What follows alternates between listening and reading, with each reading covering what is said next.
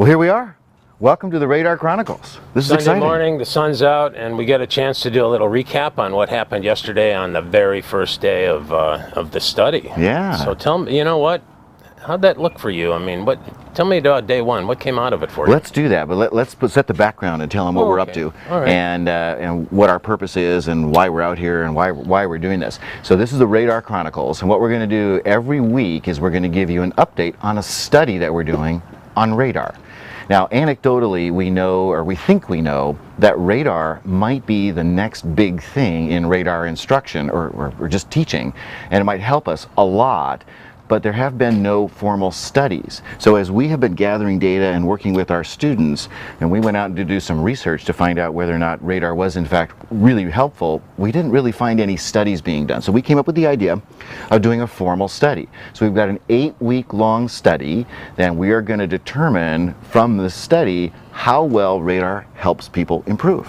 Well, now, isn't radar really well accepted right now on tour? I mean, don't you see like 700 tour pros using radar to work with? Totally. There's a ton of pros out there using radar, plus a lot of the top teachers are integrating radar into their teaching.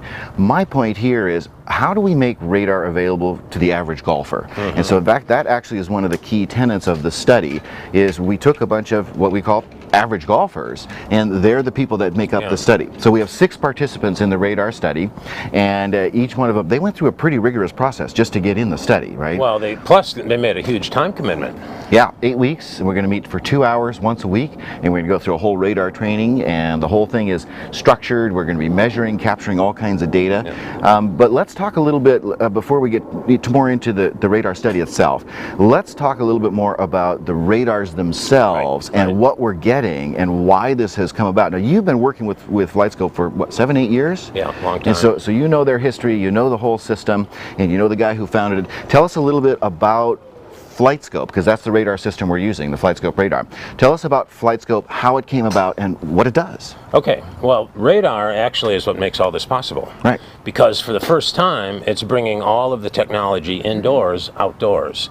And with the simple setup, of course, it's nice to have the big screens like we have back here, but with a simple setup, you can have all of the technology that used to take hundreds of thousands of dollars to accumulate indoors and move it outdoors, which has this huge advantage in that not only do you see the results measured, but you also see the ball flight. And that's been always the impediment between fitting indoors and outdoors, is good players always want to go see the ball fly. Right.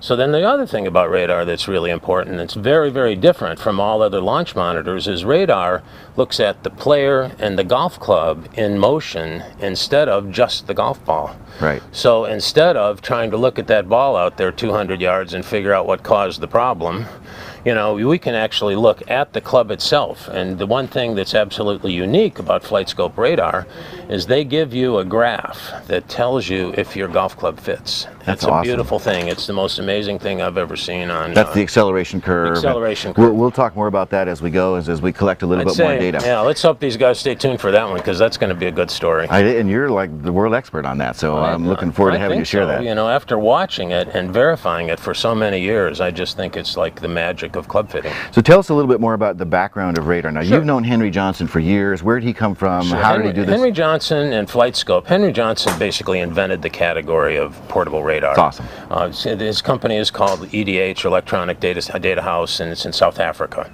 And they've really been out there since the late 90s, trying to prove the concept. And so they've been through an extreme development process that's really been amazing to see. And Henry came out of the military? Is that where this came from? No, he's a scientist. You know, Henry's a scientist. I think there isn't anybody in the business that doesn't think Henry's got the biggest brain in the business. You know? Okay. But yeah, so he, you know, he's been, and this has been his labor of love forever and ever, and he got it right. He finally got it right, and I think that what he's doing right now is amazing. Yeah, it's fantastic.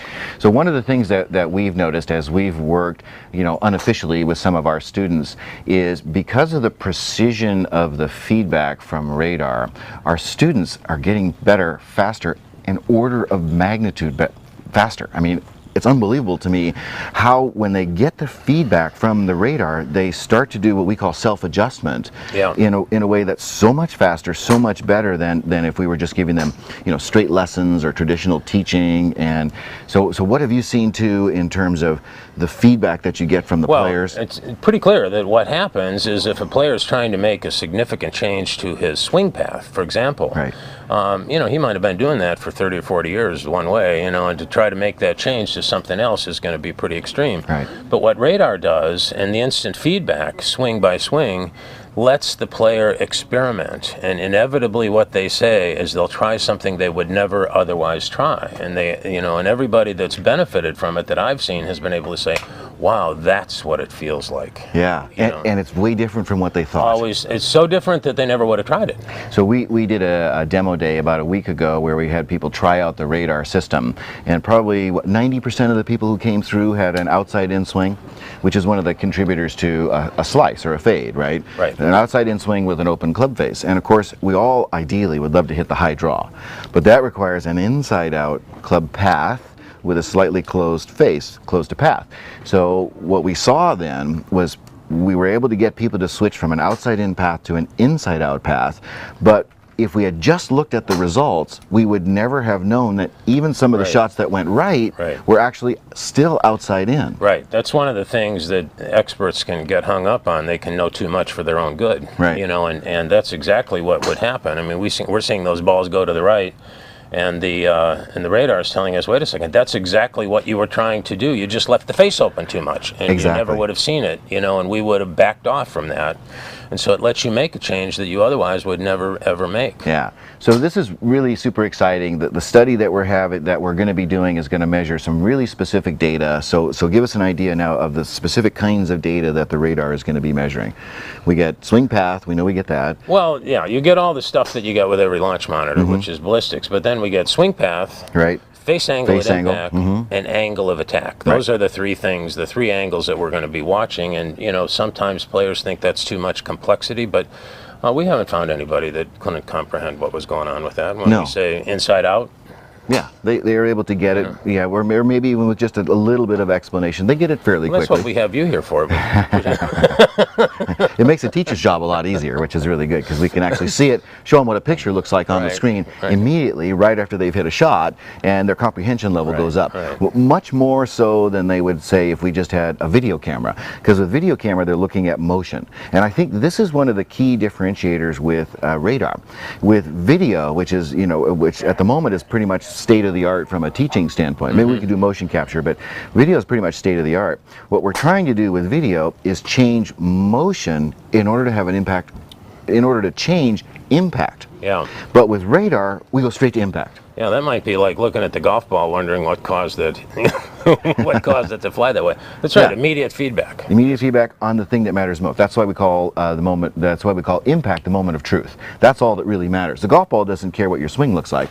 It only cares about physics. So we measure the physics directly, and then we change the direction. That we change the physics directly. And so what we've seen is we change impact first, and then what happens is motion changes because we're changing impact. It's sort of like a different way to do it, but it's going directly to what we want to adjust. Well, you hook up what you want to do with your feel. Right. So you get that done. That's the other thing that we noticed, isn't it? Guys constantly saying, oh my gosh, I'm going outside in, I'm trying to change inside out, and I still didn't do it enough? It's only not enough. They always think they're over the top, and they're not even close. And they haven't even come close yet. Yeah. So that's the beauty, because the radar feedback is unequivocal. I mean, we can see it, we can measure it, we can give it to them. And so the thing when you're working with, like for me, when I'm working with the students, is students might resist because it's so different. Yeah. But with radar, when they see it, they go, oh, that was really different. And it's still not enough? I gotta do more? Okay, I'll do more. What happens? And that's the beauty of it, right? And then they get that, say, well, and then after you do it a few times, then it's not so strange anymore.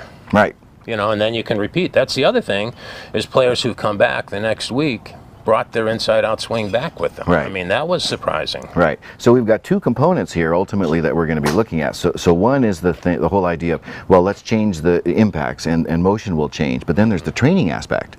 So we have teaching, which is swing, you know, changing the swing. But then we have training, which is once we get you where we want, now we train you so you can repeat. And isn't that what everyone wants?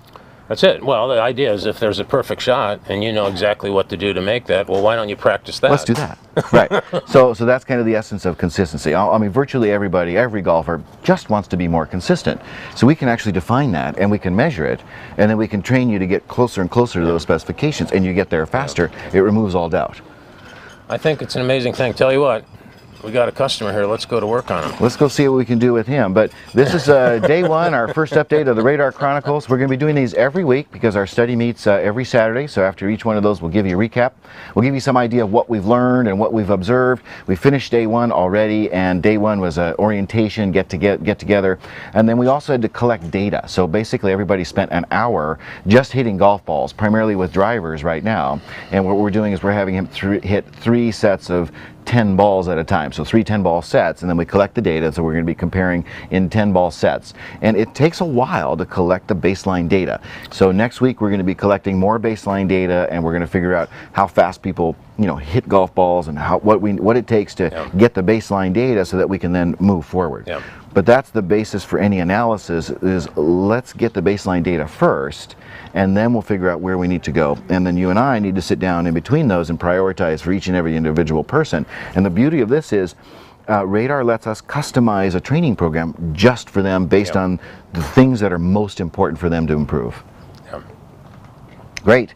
Well, let's get started. I'm looking forward to it. Go get him. Day one, here we go. Go get him. Go give him a hug. Welcome to the Radar Chronicles. We'll look forward to seeing you. We'll look forward to seeing you every week.